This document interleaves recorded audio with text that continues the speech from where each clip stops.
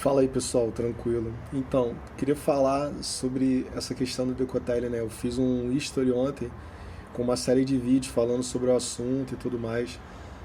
E eu acho que tem uma hora que ele foi no Planalto para entregar a carta de demissão dele. É uma demissão que, na verdade, ele nem chegou a tomar. Dizem que ele tomou posse, que ele já estava despachando, mas ele não teve cerimônia de posse, né?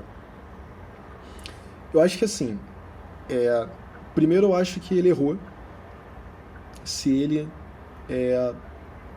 utilizou de forma errada ali o currículo Lattes, se ele mentiu, se ele omitiu, se ele expandiu, se ele inflou, seja lá qual é a palavra, errou. Errou e, assim, ele que arque com as consequências, né? Outra questão é o seguinte também, ele estava no projeto errado, né? Eu acho que se você entende um pouquinho o que é o governo atual, você entende que esse governo atual, ele não vai olhar de forma sistêmica tudo o que aconteceu, né? Esses últimos dias, na verdade, a gente pode tirar uma série de conclusões desse caso do Decotelli. Primeiro, qual a necessidade de uma pessoa como ele se autoafirmar no currículo, né? O currículo é uma forma de você dizer que você é bom em alguma coisa, que você tem um tipo de titulação e tudo mais. E aquilo abre portas para ele de uma maneira geral. E quando você erra para mais no teu currículo, você normalmente não erra para você falar que teve uma graduação. Ele errou para falar que teve uma pós, um pós-doutorado, né? Um pós-doc. O que faz entender assim, ele queria mostrar de alguma maneira que ele era uma pessoa excelente, um profissional incrível, né? Academicamente falando, né? No dia a dia falando, mas expressando academicamente.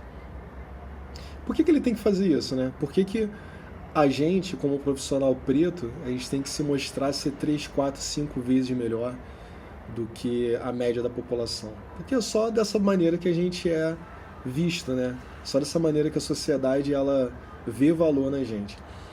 Um outro ponto também é o seguinte,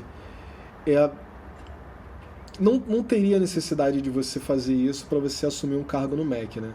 A gente até então estava aturando um ministro que não sabia escrever impressionante, né?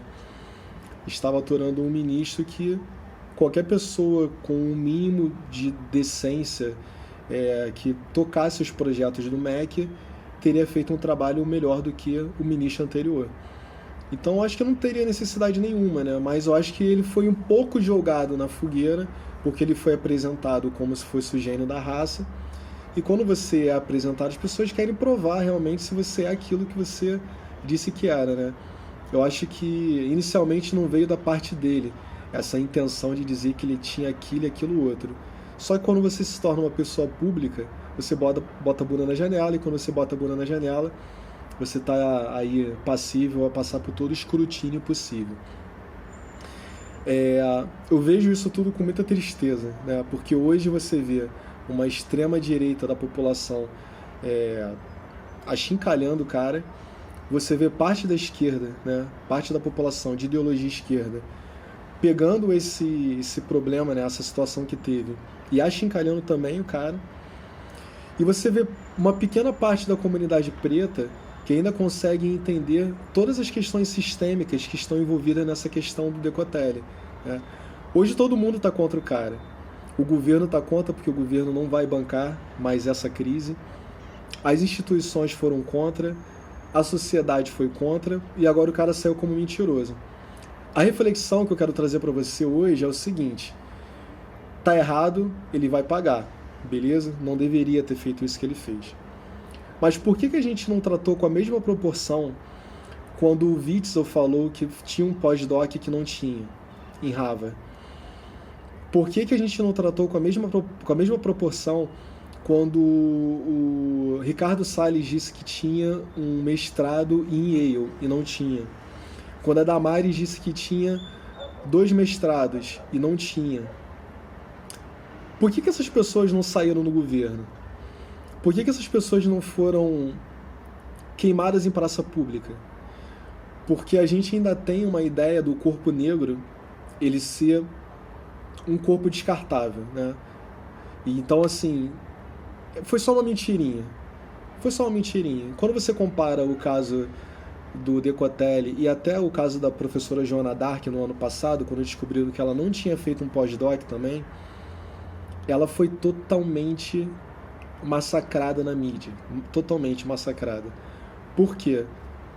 A mídia só dá valor quando você é um profissional preto excepcional, quando você fala 20 línguas, 300 graduações, e não tem, na verdade, espaço na mídia se você não for assim. E quando você descobre uma incongruência dentro do seu perfil, aí você é a pior pessoa do mundo, você não tem meio termo, entendeu? Então eu acho que a gente sempre tá nu, a gente sempre tá desnudo, a gente sempre tá sem guarida, né? Então acho que vale a pena a gente refletir um pouquinho sobre esse caso do Decotelli e entender como que funciona a sociedade brasileira, como o racismo ele é sistêmico, estrutural e como que a gente nunca tem paz, né? Independente de qual lado a gente joga.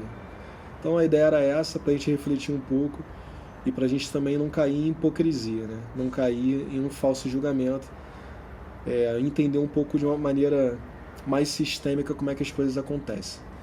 Então tamo aí, é isso, a ideia queria dar essa. Eu fico muito triste, mesmo sabendo que ele sabia onde estava se metendo, mas fazer o quê?